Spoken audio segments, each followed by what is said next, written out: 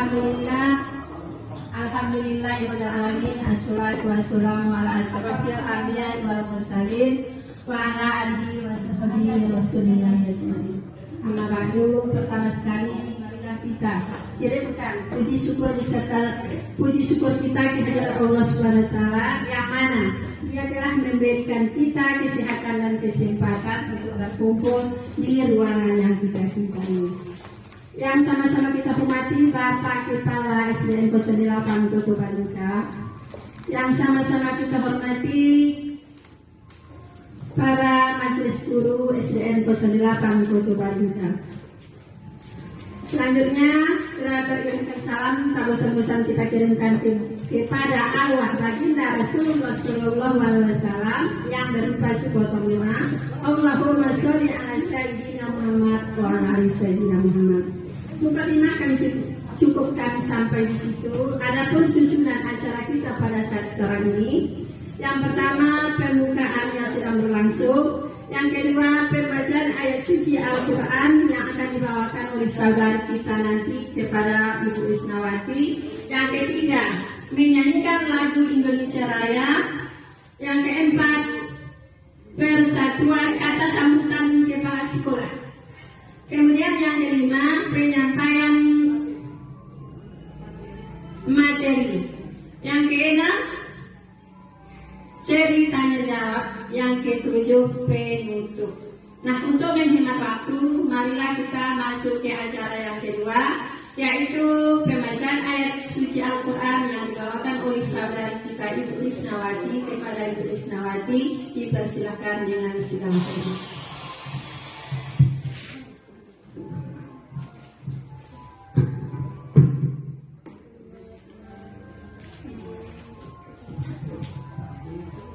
Assalamualaikum warahmatullahi wabarakatuh. Waalaikumsalam.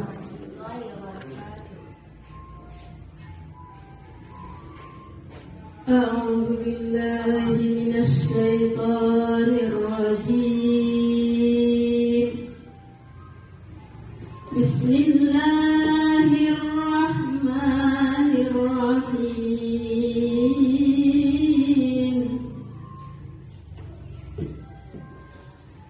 Ya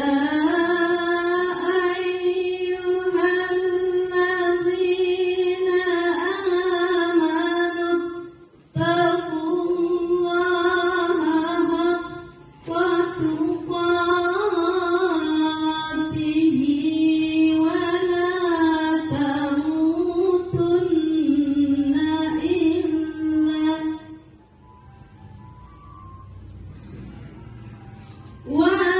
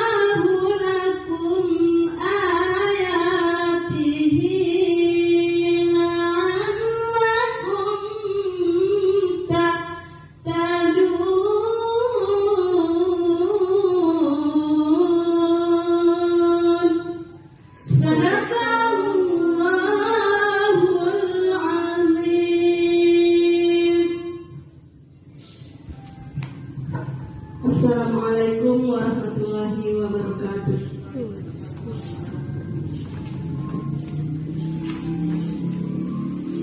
Terima kasih.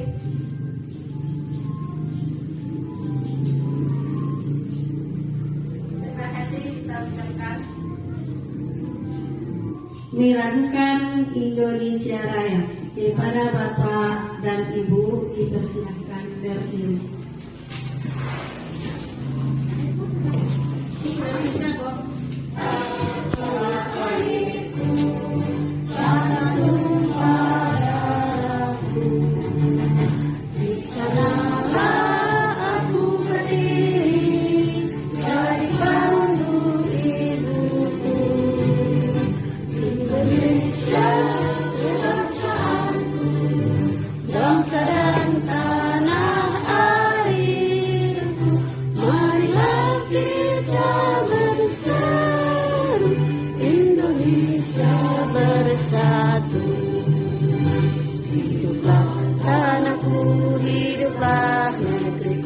Bangsaku, rakyatku semuanya, jiwanya bangunlah badannya untuk Indonesia Raya.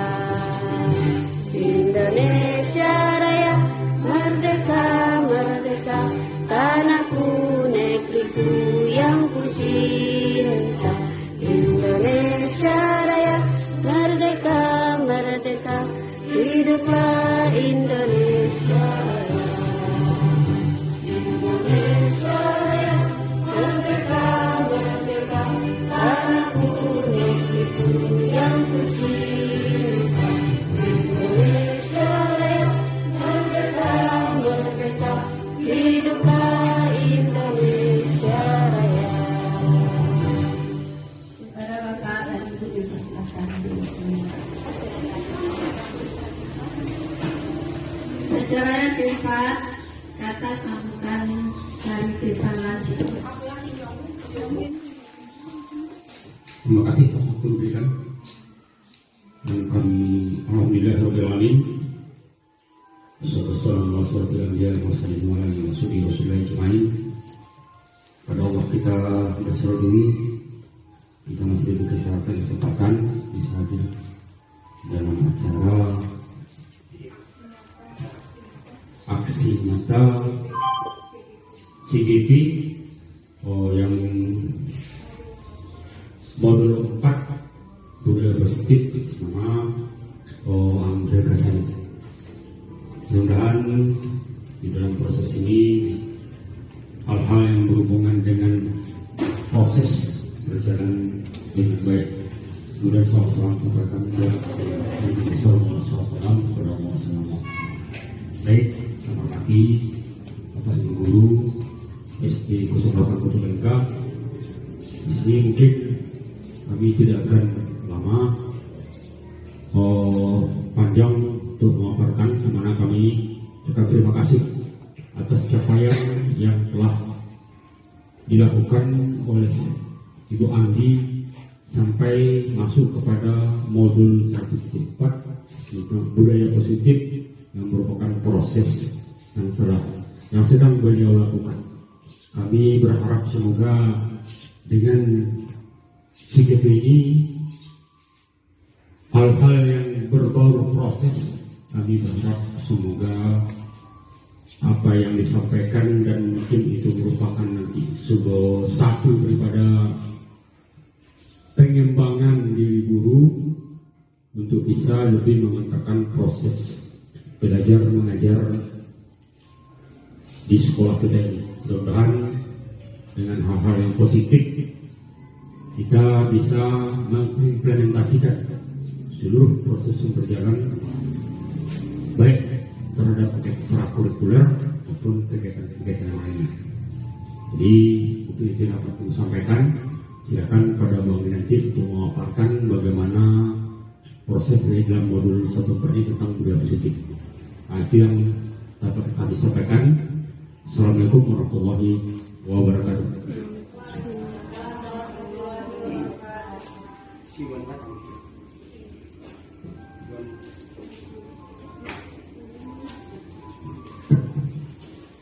Terima kasih banyak kita ucapkan kepada Bapak Kepala Sekolah 08 Purbalingga. Selanjutnya penyampaian materi kepada Anggia Kasari, dipersilakan. Assalamualaikum warahmatullahi wabarakatuh. Waalaikumsalam warahmatullahi. Untuk menghemat waktu, di sini saya akan menyampaikan materi tentang modul 1.4 yaitu budaya positif. Itu adalah Bapak Pendidikan dengan filosofi pemikiran Ki Hajar Dewantara ini. Yang pertama, ing ngarso sumtolodo, ing madya mangun karso tut uri handayani.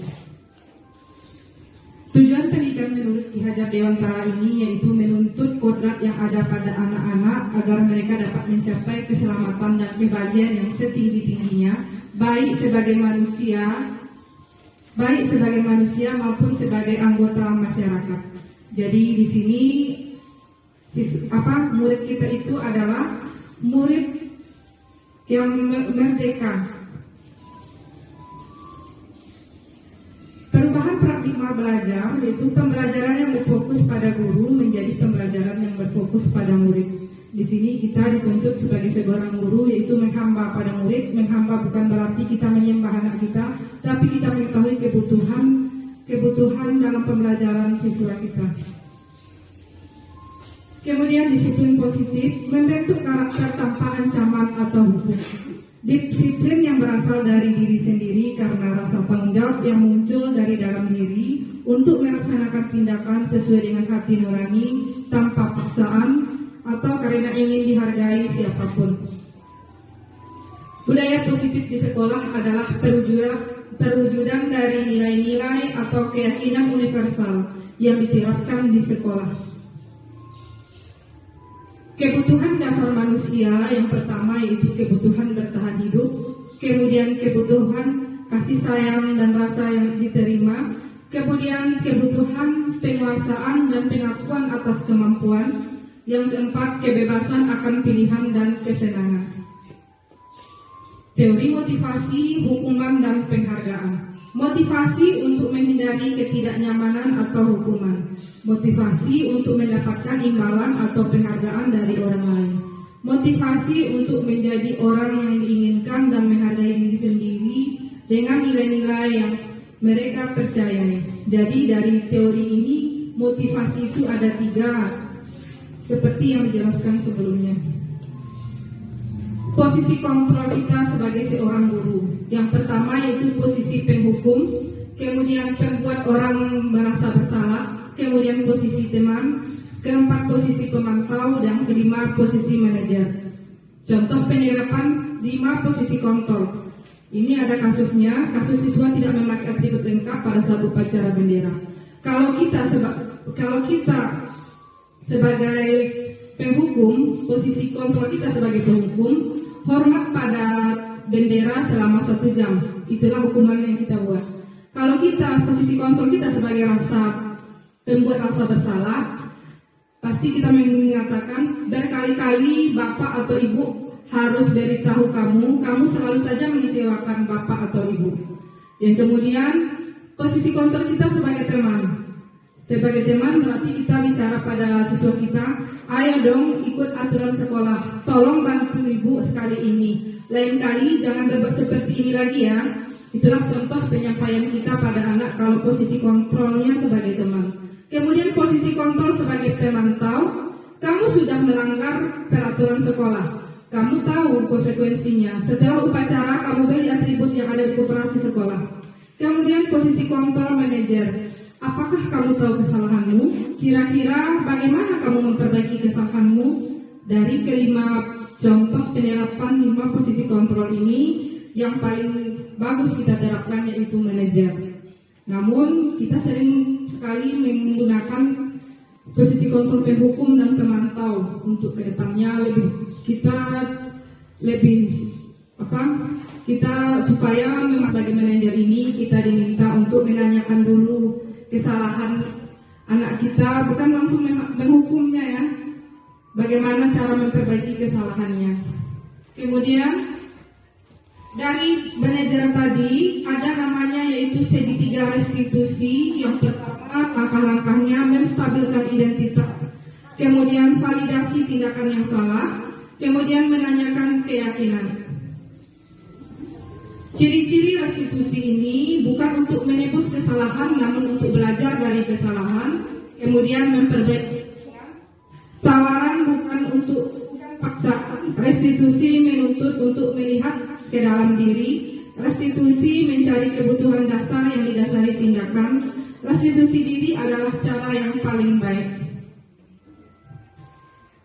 Kemudian keyakinan kelas merupakan sebuah ketetapan yang sudah disepakati, yang telah dijalankan bersama. Tentukan peraturan-peraturan yang telah ditetapkan, proses untuk menciptakan disiplin positif dari siswa dengan kesadaran penuh untuk melaksanakan ketentuan tersebut dengan rasa tanggung jawab. Mungkin cukup sekian penjelasan materi dari saya kembalikan kepada moderator.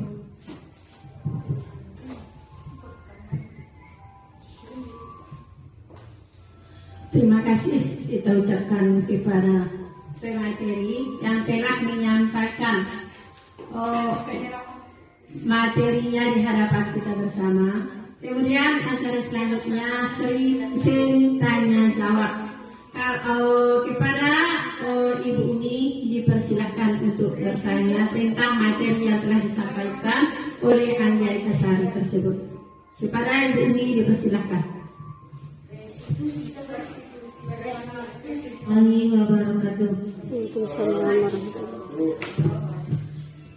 Yang perlu kami pertanyakan kepada Bu Anggi yaitu bagaimana penerapan pelaksanaan segitiga restitusi secara efektif.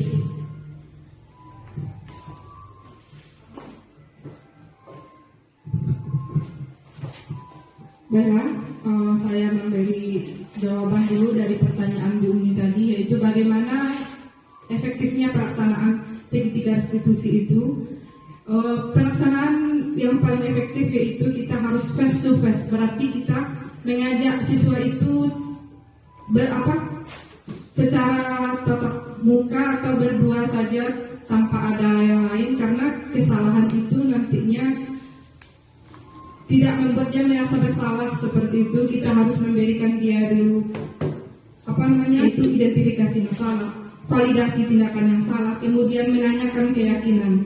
Jadi efektifnya kita laksanakan yaitu perorangan, bukan banyak orang seperti itu Bu Umi. Nah, seperti itu keterangan dari Bu Anggi. Bagaimana Ibu Umi? Sudah bisa dipahami atau bagaimana? Terima kasih kepada Ibu Umi. Selanjutnya karena materi kita sudah sampai, untuk acara selanjutnya penutup. Untuk menghemat waktu, untuk kata kami sudahi dengan mengucapkan Assalamualaikum warahmatullahi wabarakatuh. Assalamualaikum.